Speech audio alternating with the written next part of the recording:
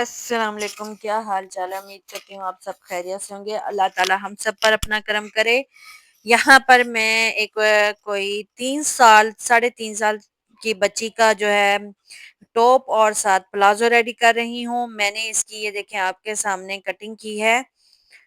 मुझे जितना मेजरमेंट चाहिए था पहले मैं बैक का काटूंगी। काटने के बाद फिर मैं फ्रंट को जो ऊपर का है वो रेडी करेंगे हम पहले। और वो कैसे रेडी करना है ये देख लें। मैंने जीरो साइज का बुकरम लगाया है। बुकरम लगाने के बाद मैंने इसकी शेप काटी है। आप इसकी शेप कोई भी तैयार कर सकते हैं, जिग जैग कर सकते हैं। अच्छा, आप कट वर्क का जो है गोल शेप वो कर सकते हैं, चौरस कर सकते हैं। जब आप इसको ऊपर अटैच करेंगे तो आपको उसकी लुक सामने नजर आएगी। जैसा कि अब मैंने इसको त्रिकोण शेप में किया है, जैसे बॉयज की होती है शर्ट के बैक पे।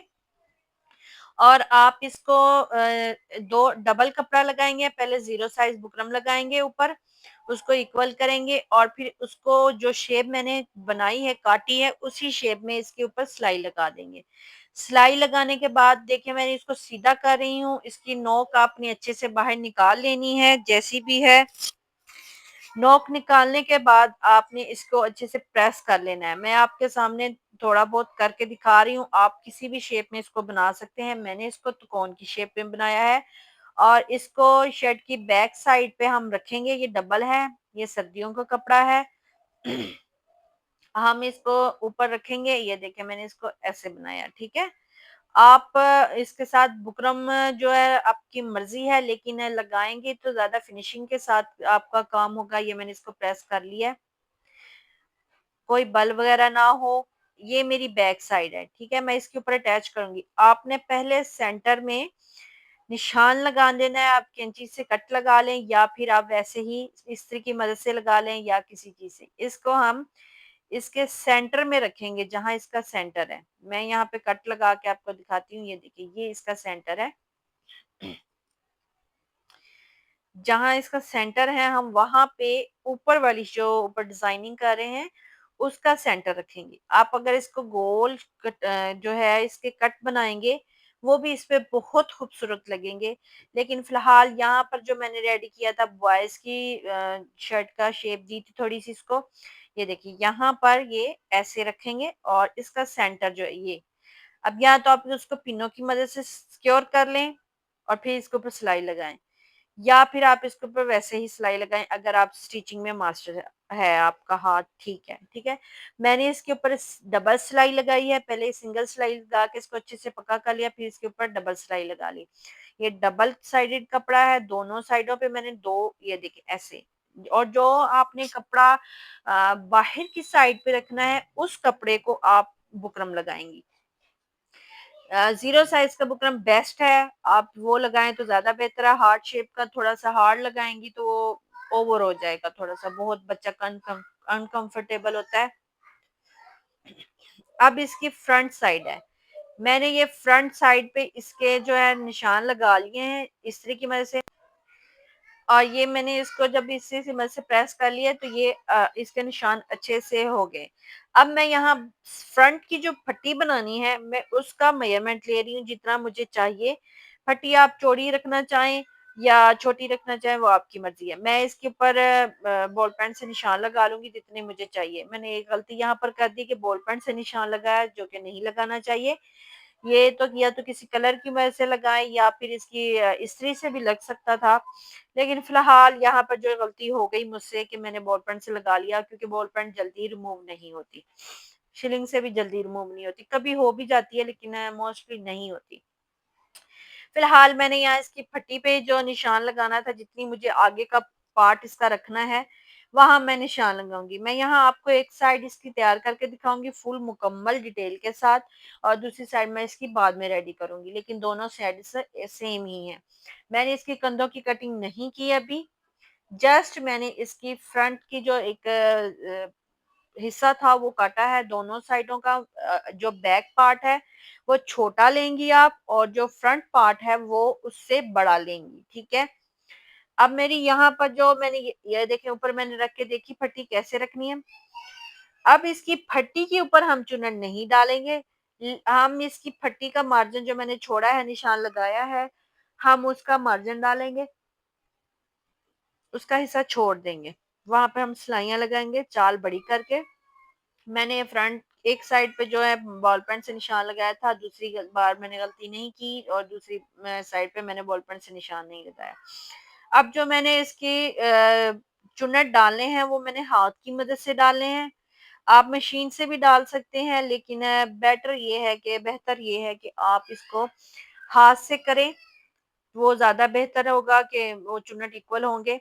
ये देखें मैंने दोनों पट्टी का मार्जिन छोड़ा है यहाँ, और आगे मैं इसकी चुन्नट डाल रही हूँ।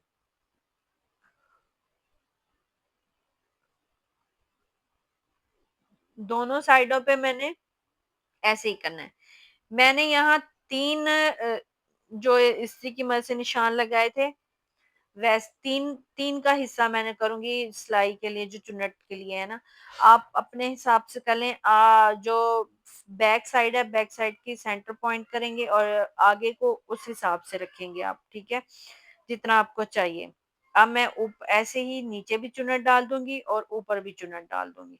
सिलाइयाँ खींचूँगी और फिर इसके चुन्नट डल जाएँगी। इक्वल होंगे सारे, और जैसे हमने बैक साइड इसकी तैयार की थी, वैसे ही इसकी हम फ्रंट साइड तैयार करेंगे। जैसे बैक पे मैंने डिजाइनिंग की है, वैसे ही फ्रंट पे डबल कपड़ा लगा के तैयार करेंगे।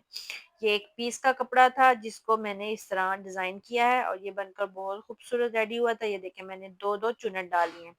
लास्ट में मैं चुन्नट नहीं डालूंगी, क्योंकि मैंने वहां इलास्टिक डाल के इनकी चुन्नट को कवर करना है, और मैं उसके साथ चौड़ी इलास्टिक डालूंगी, और चौड़ी इलास्टिक को फिर मैं कवर करूंगी।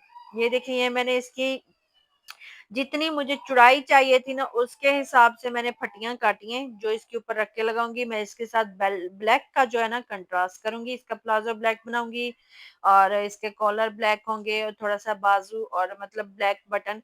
इस तरह आप फट्टी का जो हिस्सा है ना वो इसके अंदर ऐड करेंगे, ठीक है? पहले चुन्नट पे हमने ऐड नहीं करना फट्टी के हिस्से को, लेकिन जब मैं हम ऊपर मगजी टाइप लगाएंगे ब्लैक, तब हम फट्टी के हिस्से को ऐड करेंगे साथ, क्योंकि वहां पर वो जो फोल्डिंग का होगा वो फिर थोड़ा सा फिनिशिंग के साथ होगा। आपने दोनों हिस्से, जो फ्रंट पार्ट के दो हिस्से हैं, उसमें आपने उसकी जो फटियां लगाएंगे ना, वो दोनों इक्वल होनी चाहिए, मतलब उसके साइज दोनों एक ही जगह पर हो, आगे पीछे ना हो, क्योंकि वो अच्छी नहीं लगेंगी। ये मैंने फ्रंट हिस्सा जो है इसका रेडी कर लिया है।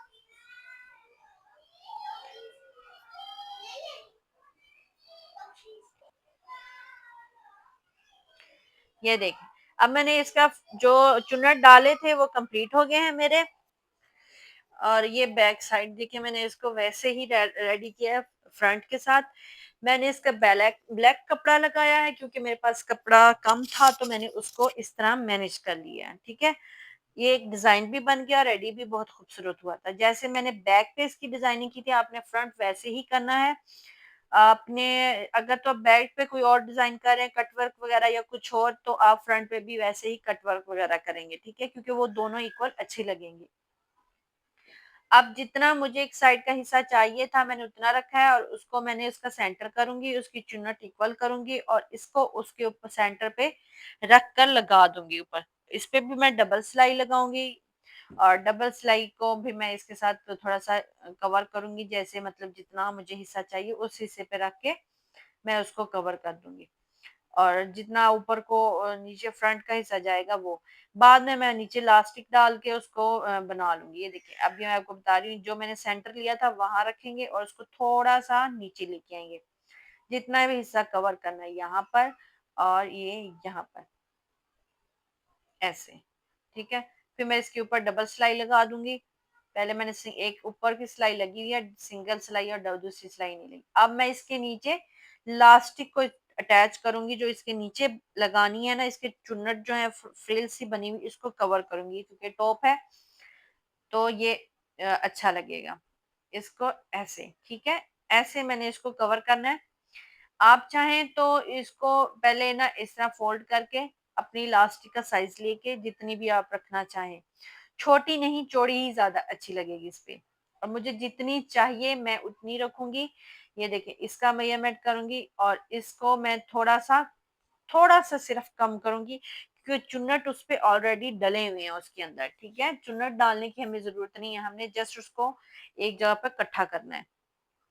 अब मैं इसको डालूँगी इसके साथ, मैंने उसके ऊपर जो है सिलाई लगा ली है, जैसे हम शलवार की नॉर्मली करते हैं वैसे, और फिर मैं इसकी अंदर इसकी इलास्टिक लगा लूँगी। वॉइस ओवर करना किसी भी वीडियो पर बहुत मुश्किल हो जाता है, स्पेशली मेरे लिए कि मेरे छोटे-छोटे बच्चे हैं। 2 बच्चे हैं और कुछ शोर इस कदर होता है कि कभी-कभी सोचती हूँ गाना या कोई भी चीज़ मतलब ऊपर लगाकर इसको अपलोड कर दूँ। लेकिन फिर वो होता है कि आप लोगों को समझ नहीं आएगी, जो बिगिनर्स होते हैं जिनको स्टिचिंग नई-नई शुरू की होती है, उनको फिर पता नहीं लगता कि ये क्या बना रहे हैं, क्या हो रहा है आगे, कुछ ख़ास इतना अंदाज़ा नहीं होता कि वो किस तरह हम कर रहे हैं।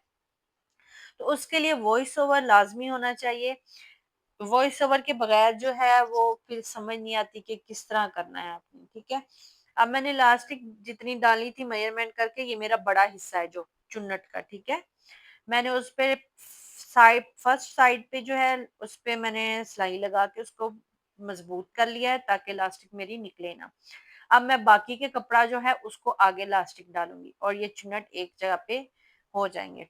टॉप की जो ये देखिए ऐसे, और फिर मैं इसके खींच के इसको इक्वल करूँगी और इसके लास्ट हिस्से पे भी मैं जितनी मुझे चाहिए उतना रख के फिर मैं ऊपर सिलाई लगा दूँगी।